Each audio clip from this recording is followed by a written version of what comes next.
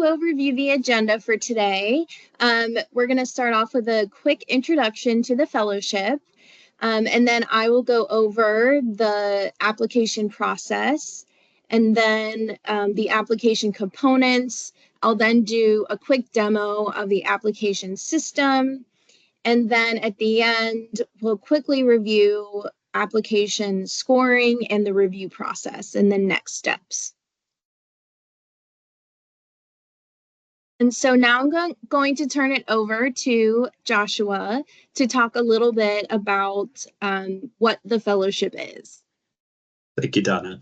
So as I was saying earlier, the purpose of the fellowship is to improve educational outcomes and support for students. By engaging amazing practitioners like yourself, we're able to have highly skilled individuals with various roles in schools and districts and serving in diverse communities across our great nation. We value your voices, and this fellowship provides an opportunity for you to dispel those voices and talk about different outcomes that you hope to see in your community and nationwide. Next slide, please.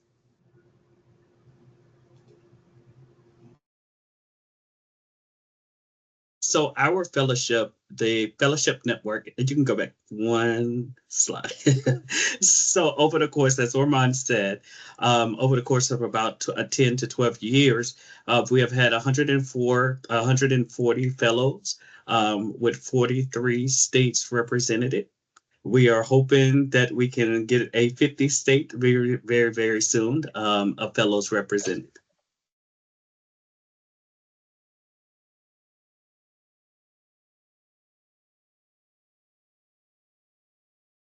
So just to basically recap of what I said earlier, this opportunity is so that we can expand the leadership of individuals that's inside of schools and give you the opportunity to leverage where you are and where you want to go with meeting with individuals within the department, engaging with other people that are directly tied to educational policies, and making sure that your voice on the ground, the work and in the field is not missed.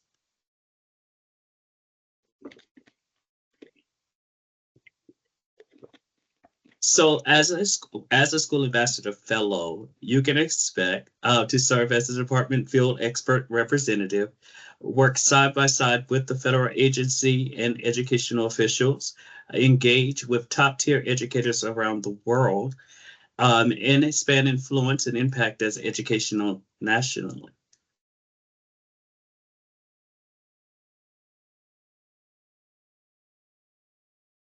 As a fellow, you will also gain knowledge about the work at the department, which is crucial to the work that you do in the field. You'll facilitate the learning and input of other educators at various events and community members, and provide the Department of Education with your voice, perspective on policies, and effect on classrooms and school as a whole.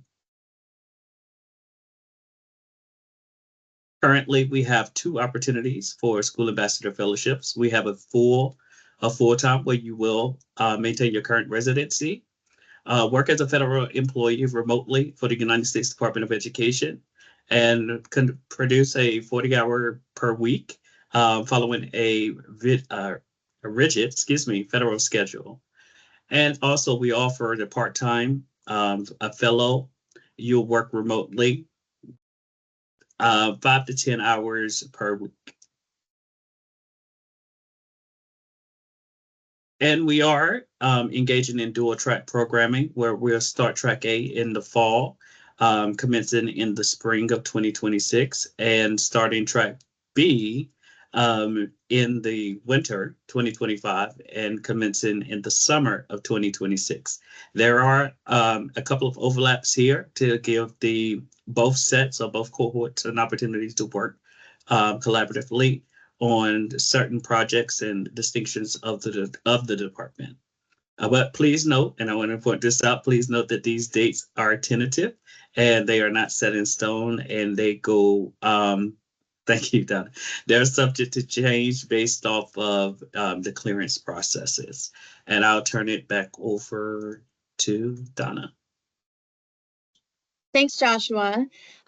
So I'm going to go over what the application process looks like. And so if you've been on our website, you know that these are the qualities that we're looking for in candidates. Have you demonstrated a significant impact on student outcomes or your school success? Do you demonstrate school and community leadership? What kind of outreach activities and project management experience do you have? What are your relevant interests and expertise? And how have you provided school system support? These are the requirements to be eligible. Of course, you must be a U.S. citizen or permanent resident. You must have at least 5 years of experience as an educator in a pre-K through 12 school setting. And that can include this current school year, if this year is year 5 for you. In order to be eligible, you have to have daily meaningful interactions with students and educators in a school setting. And so a lot of times we get questions about like, maybe you're an instructional coach or maybe you're an intervention teacher. If you have meaningful interactions with students and educators in a school setting in your role, then you would be eligible. Also, you must be employed by a traditional accredited public, charter, private, virtual, military, or tribal school or district. And then finally, you must currently be a teacher, administrator, student support provider, or any other school staff member. And also, more than likely, you're going to be employed in the same role during the next school year, since that is when your fellowship would start. So after applications are due in January, the staff team does a quick pre-screening to make sure that you actually do meet all those requirements and that you've submitted everything that's required. And then we have the first round of reviews, which is the online application review. From there, we have individual interviews, and then if you make it to the final stage, it's a final SAF selection day. So it's a group interview where you'll give a presentation on your capstone project and do a few other activities throughout the day. These are all of the application components. And so first, when you log in, you're going to be asked those questions of eligibility. And so you will need to verify that you are eligible. You'll need to submit your current resume. You'll see that there's an option to submit a cover letter. The cover letter is not required, but you can if you want to. And then the two main parts where you can demonstrate all of those qualities that we look for are in your personal statement video and a one-page written abstract. And we'll go over the requirements for each of those later. And then finally, each application requires 3 recommendation letters, and one of them must be from a current supervisor. And so let's go over in detail what those application components are. So the personal statement video is 3 minutes or less, and we want you to provide a personal statement that describes how your personal and professional experiences would benefit the School Ambassador Fellowship, the Department of Education, and education communities in general. And so here, in your video, we want you to address, of course, your personal and professional experiences that have defined you as an educator, the extent to which you have used your career to be an agent of change within your school, district, state, national level. And then, of course, the extent to which you will leverage your professional networks, resources, and abilities to promote the Secretary of Education's priorities. The other main part of the application is a one-page written abstract. And this abstract is what you propose for your capstone project. So each fellow works on an individual project called a capstone, and they work on that throughout their duration. And this part of the application is just what you are proposing to do for your capstone project. And so we want you to identify a challenge facing students and or educators within your school, district. Sorry, I think someone is not muted. Can everyone please take a minute to make sure you're muted? Thanks.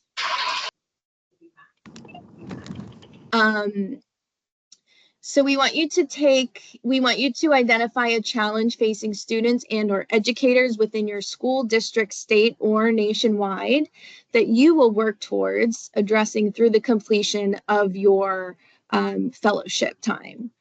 And so in your one-page written abstract, we want to make sure that you are listing the challenge that your school community is facing, what resources and networks you will leverage for sustainability, what benchmarks you'll use to measure short, mid, and long-term success, and then finally, how your project outcome aligns with the Secretary of Education's priorities. These are just a few example categories of some of the previous Fellows capstone projects. Principal leadership is a popular area, building a national community of practice summit. We do have a lot of school leaders that have been fellows in the past. Student voice is another area, connecting student voice to local, state, and national educators, convening community schools, addressing mistrust, and that relates to the priority of elevating educator voice. A lot of fellows have done social emotional learning capstone projects, supporting wellness in schools, especially post-pandemic. And we do have fellows that focus projects on vocational education. And so these are just some examples. It's not an exhaustive list, but these are some of the areas of capstone projects we've had in the past. In addition to your project abstract and personal statement video, we are also going to ask you about your experiences and achievements. And this is where you really get to shine and show off all of the impact you've had in your school, district, and community. And so if you've ever had an educational publication, a book, an article, anything like that, we want you to share it. Presenting and leading professional development, any honors and recognitions you've had, continuing learning or educator credentials. I know a lot of applicants are national board certified, and so we want to know that as well. And then finally, we want to know what your level of involvement has been in educational policy discussions and decision making. And I will go over that later when I do the demo. You'll see how you can input the evidence for each of these areas. And so the artifacts those are the pieces of evidence to support however you answered the previous experiences and achievements question. All of the files need to be in PDF form, and they cannot be more than 10 pages. And so, you know, if you're submitting an artifact for presenting and leading professional learning, for example, you can upload your presentation if you want, but it can't be more than 10 pages. We can't look through a 30-page document. So longer is not necessarily better. It's just about the quality of the artifact that you submit. And so other examples of what you can submit for PD, a session description, or maybe a program or brochure of somewhere, a conference that you presented for. We just need you to demonstrate that you actually led that PD session. And usually, if you just submit a presentation that's like a PowerPoint, we don't necessarily know if you actually gave that or not. So while you can submit the actual presentation, we want to see the evidence of where, when, how you presented. Or a participant evaluation form, so feedback that you got from your PD session. For educational publications, we want to see the evidence of your blog post or article or book, clearly demonstrating that you are the author of that material.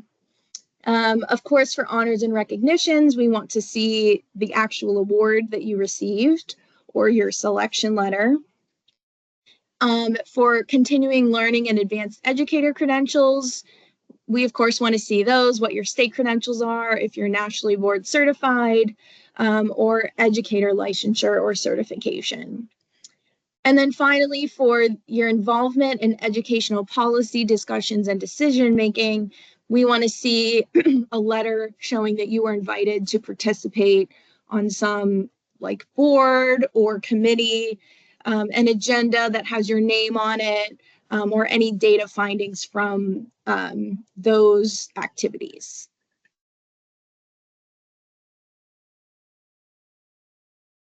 Other information that we will ask in the application is your school type. As I mentioned before, you must be employed by one of these types of schools.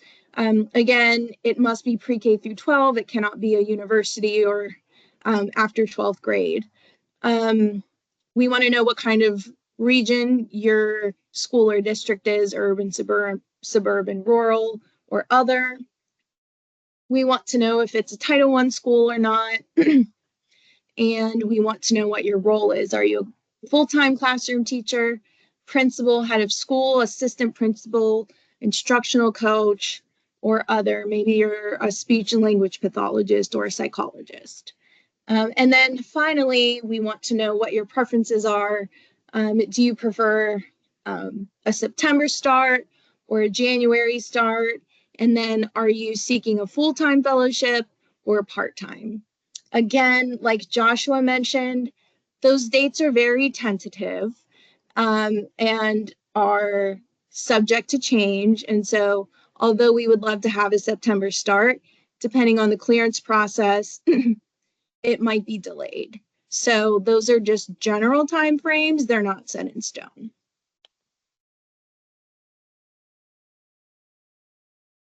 Here is a voluntary information statement that I'll read.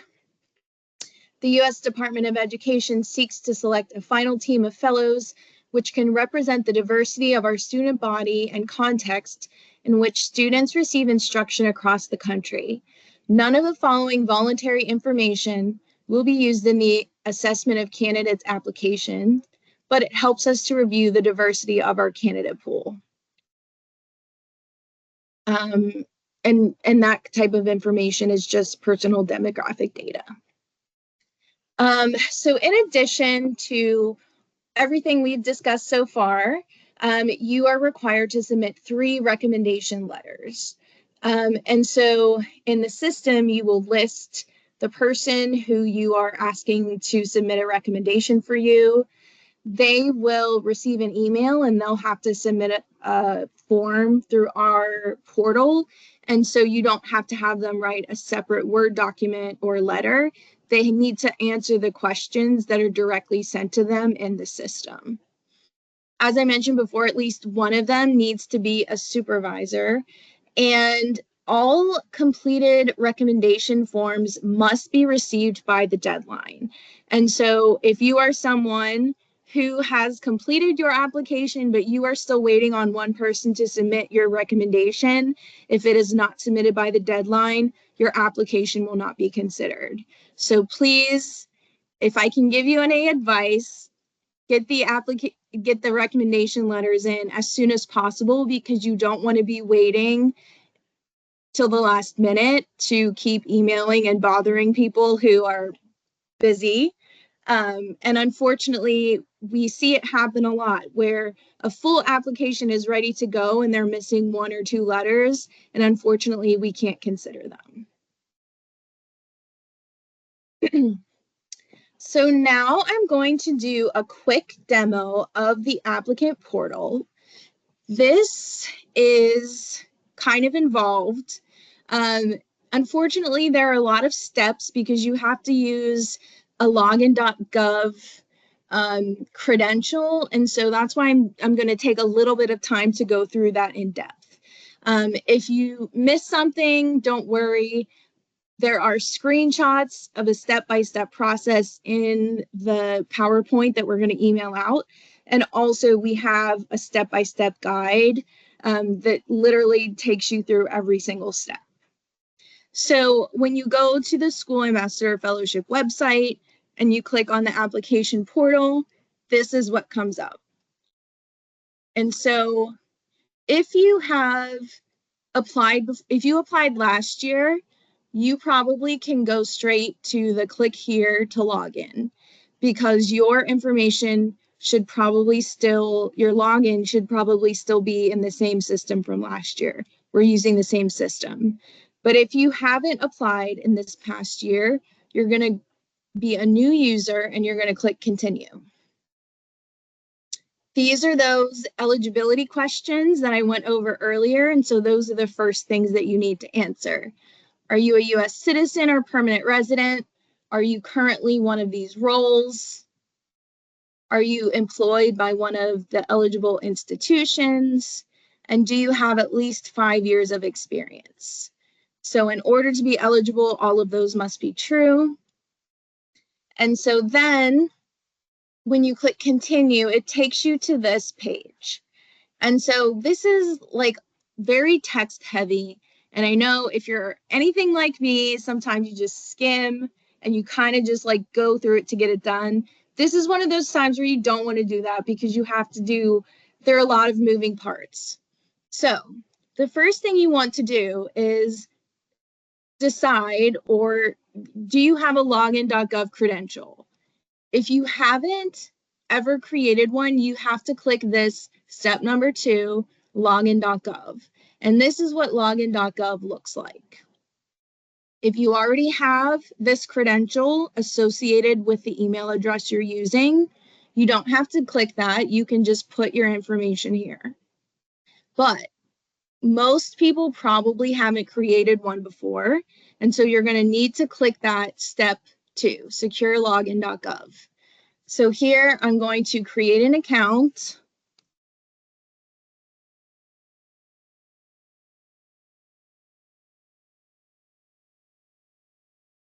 And check your email. Hopefully this works.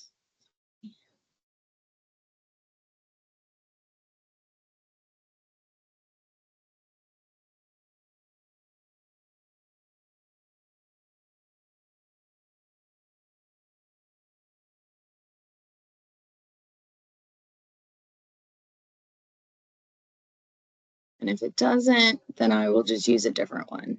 Okay. I'll try this. And I'm trying to do this real time so that you can see the many, many steps that are involved in this process. Okay. So I'm just going, for some reason that's not working. So I'm going to use the one that I already have, that I know I have a login.gov credential with. If you don't have one, you'll just need to confirm it when you get the email. For whatever reason, it's not working right now. So I have one here, and then I'm going to put in all my information.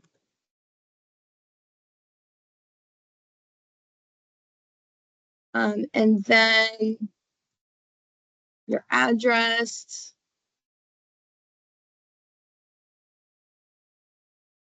This is the Department of Education address, if you were curious.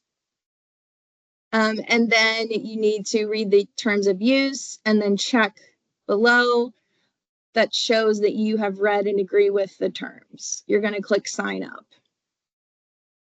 So then you get this screen that says success, your account was created. So then you're going to go to your email and you will get an email that says, thank you for registering as an applicant. To access your application form, there's a link in your email, and it is just forms.ed.gov. And so it takes you to this page. So anytime from now on that you go back to your application, once you've already registered, you always go to the forms.ed.gov link. You don't go to the original link to register because you've already registered. So when you come to this page, since you connected the SAF application with your login.gov login, you will just put your email address and password. Of course, you should do your two-factor authentication.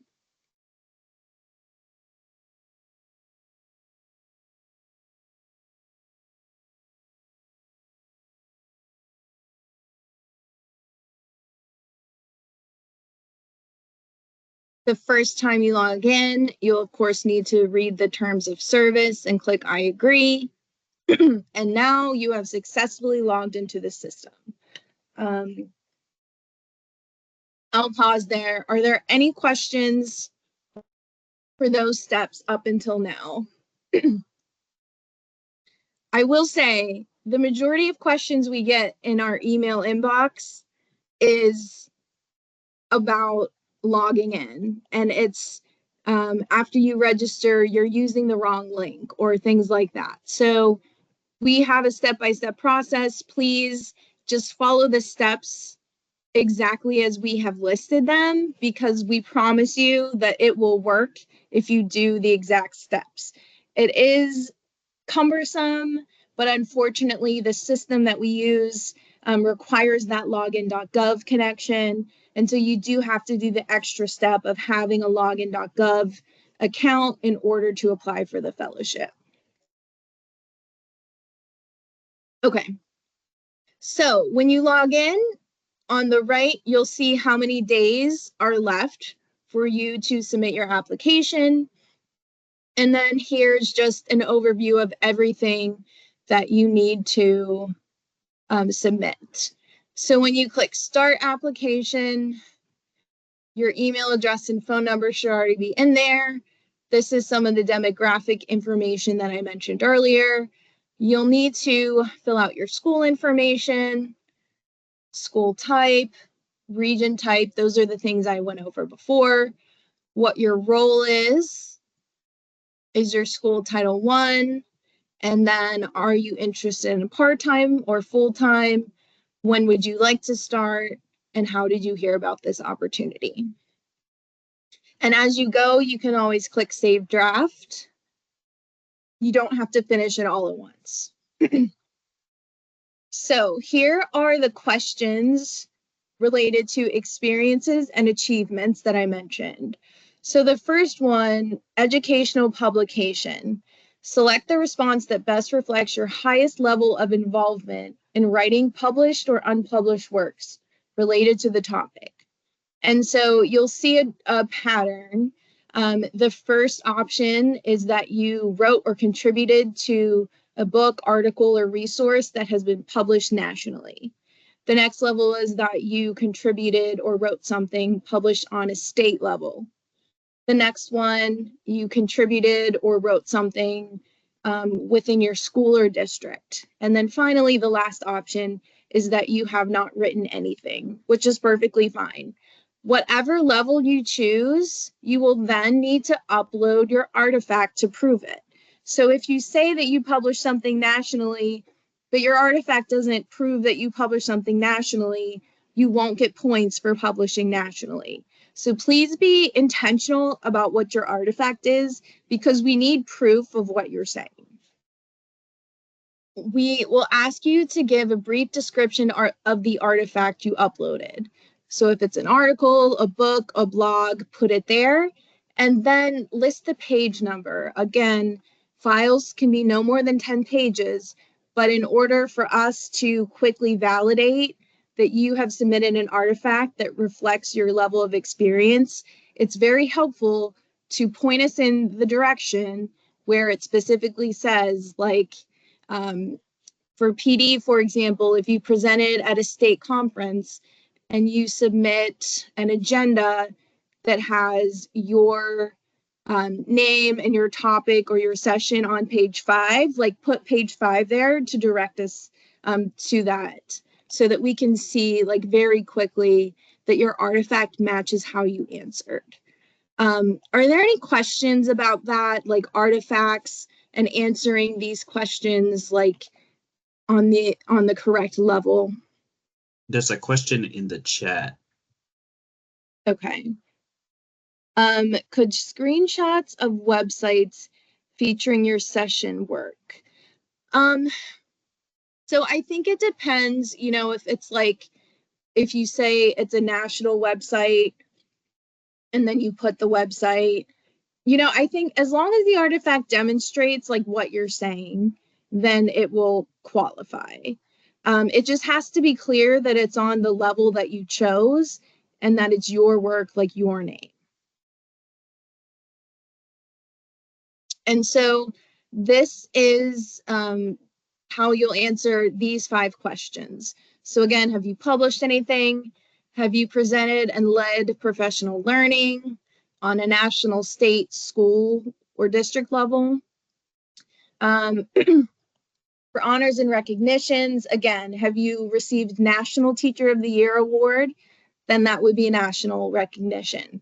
Have you received a state level award? Are you your state's educator or teacher of the year? We want to see that. Have you received an award from your school or district, like you were teacher of the year at your school? Please choose the appropriate category and make sure your artifact reflects that level that you chose. Again, if you say you received a national award, but what you give us is like just at your state or school, you won't get the points for national. It has to match the artifact. And the same for advanced educator credentials and for educational policy discussions and decision making. The next section is your personal statement.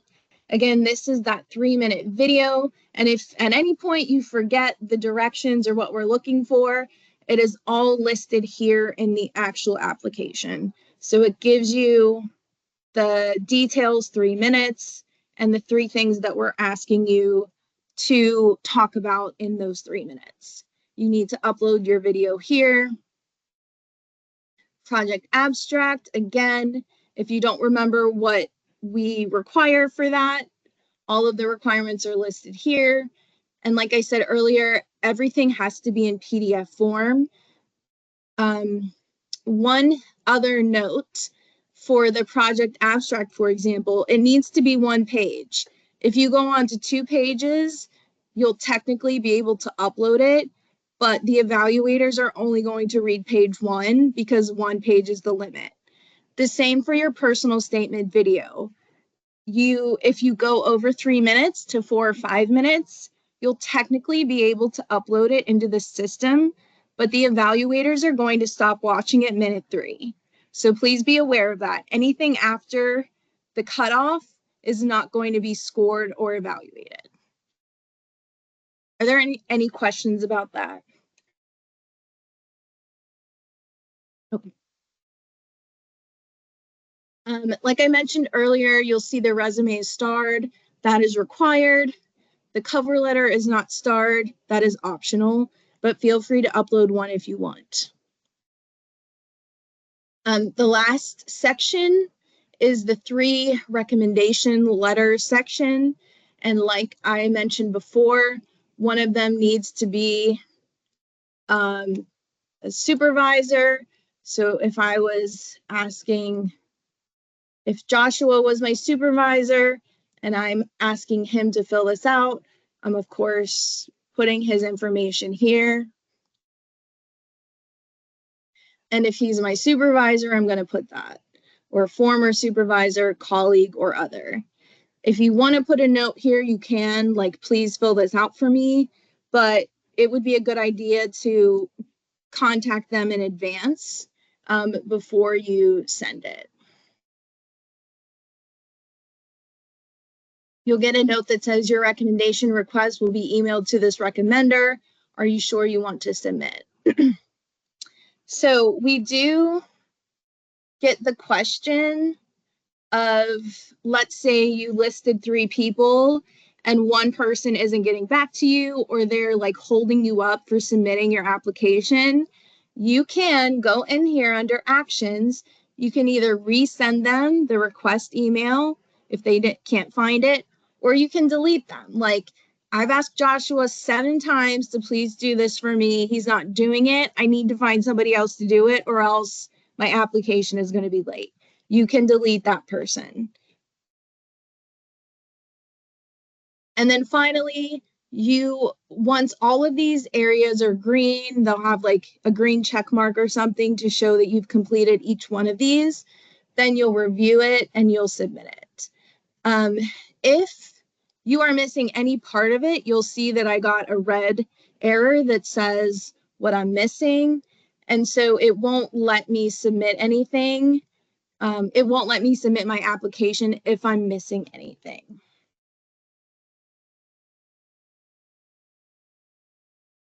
You can save your application. You can go back to it. Like I said before, you don't have to do it all at once. And so that is the application system.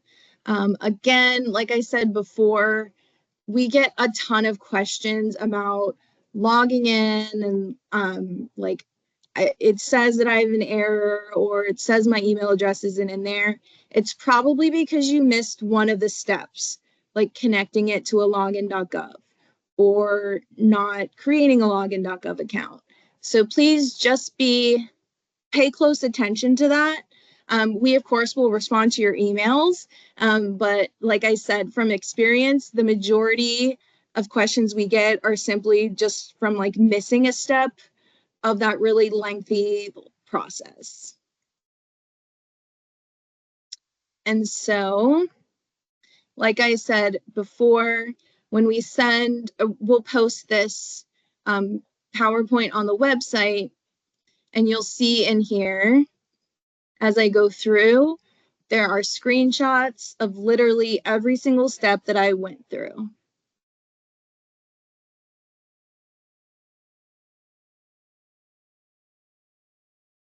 All right, final section, the application review and scoring process.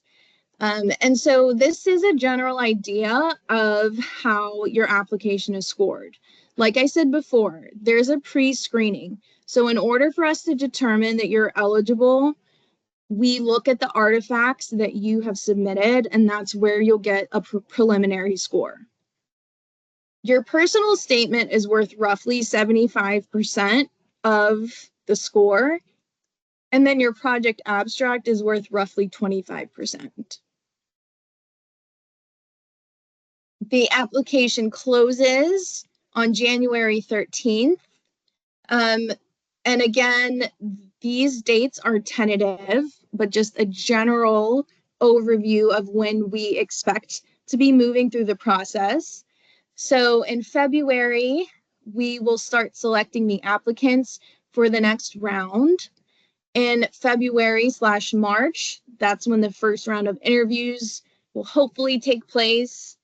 In March and April, the second round of interviews. And then finally, our goal is to have the final selection day and notification in April to May. As Joshua and I have said a few times, the security background clearance process is very lengthy. And so our goal is to make it through this whole process as quickly as possible so that we can start the clearance for those of you who have been accepted as quickly as possible.